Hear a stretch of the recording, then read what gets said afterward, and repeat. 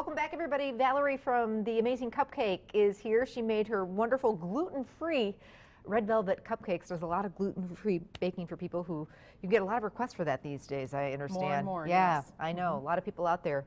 And so we're going to turn these cupcakes into a beautiful cupcake bouquet, which they're very hip right now. They're great. You know, instead of giving flowers, you want to get something a little different, something fun, something sweet. This would be perfect. So, all right, let's get started. Okay, first we're going to take our styrofoam ball. You want a nice dish that has a nice bottom to it so you can adhere it to it. Okay, so I cut off the side of the ball though. Okay. So it can lay flat. The bottom of the ball, cut it off.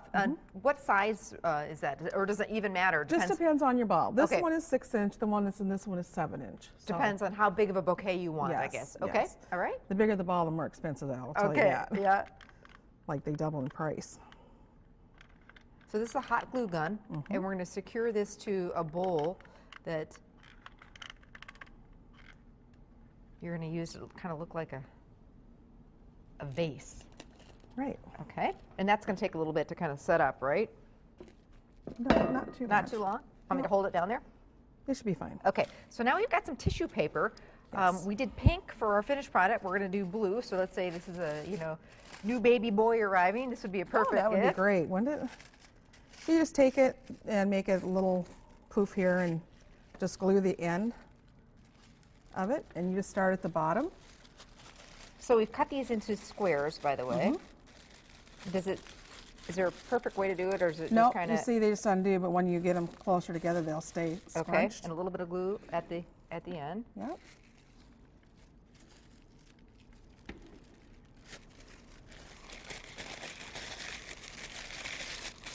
This is kind of fun.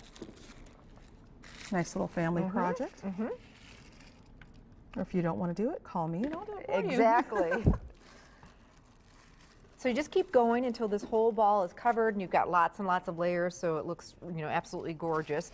And now we've got our baked cupcakes. Right. So we're going to frost those with a homemade cream cheese frosting. They're red velvet, but you do 50 different flavors or more, correct? Yes. We're always coming up with new ones, I'm sure. Yes. So, okay, so anything special we need to do to these cupcakes? Well, the first thing I do so that we can actually help feed in the stick is I just put a little toothpick hole in the bottom. Okay. Just to break it, because I use a foil wrapper on these, preferably without the glue gun. So that'll help feed the stick in for you. Okay. Foil just a little bit, going to hold up a little better, a little sturdier? If you notice, if you use paper wrappers, it basically takes on the color of the Yeah, it does, cupcake. yeah. I like this because then you get the separation. This is Right. kind of like a leaf type part Okay, of the cupcake for got it. flowers. So that's what you would do there. And then Okay. when you're piping it, normally I would start on the outside, but because we want to do like a rosette, we're going to start in the middle and just work our way around.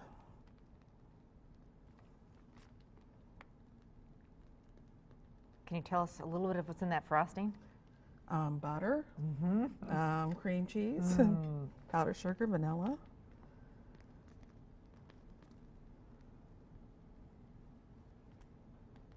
You want to try one?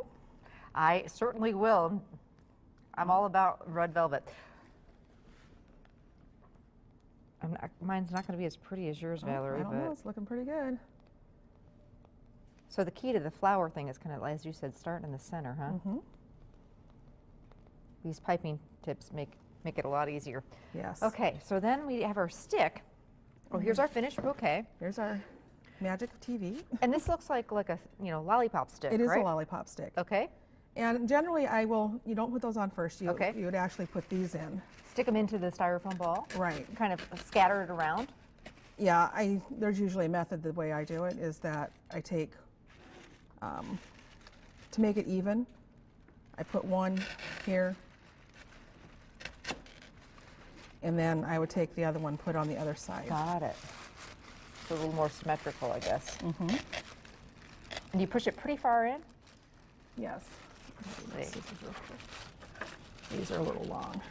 Okay. So you can just cut them if you Right. to get them the size that you want. You just score around the stick. Okay. Whoops. Sorry. Okay, that's all right. And then basically we're going to take our cupcake and pop it right in there. You have to be honest, when I saw that thing, I thought that there is no way. But really, it's not all that hard to do. It just takes a little time. It is time consuming because all these tissues. But boy, is it cute. And you've done these, you say, for all sorts of occasions. Weddings, they're, you know, pretty on the table, you know, at the end of the night. What a great way to present the cupcakes. A lot of people are doing cupcakes for weddings instead of a whole cake. Yes, they are so fun. Really fun. If you don't feel like doing this, it's a little too complicated for you, and you've got a special occasion, or you'd love to deliver this, a bouquet of this, or something like it to somebody you know, how can people get a hold of you? How can they find you? They can find me on Facebook at The Amazing Cupcake, or they can call me at 920-360-9003. And as you heard, Valerie does a lot of gluten-free baking. So thank you so much for sharing. We appreciate it. Thank you for helping. And here's the having finished us. product. It is absolutely gorgeous. Talk about a sweet gift idea for, you know, somebody who has it all and you want to give them something special. That would be fantastic. Stay with us. We'll be right back.